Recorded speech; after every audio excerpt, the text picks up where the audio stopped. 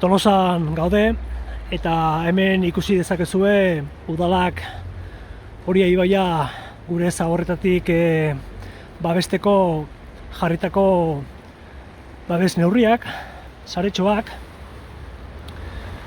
Zumalakarregi kalean,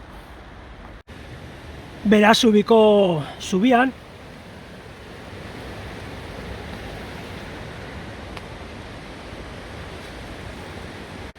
baita ere Euskaldun Berria zubian,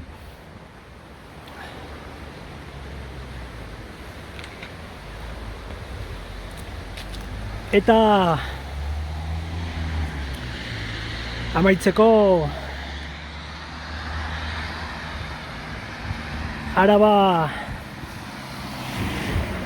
hiribidean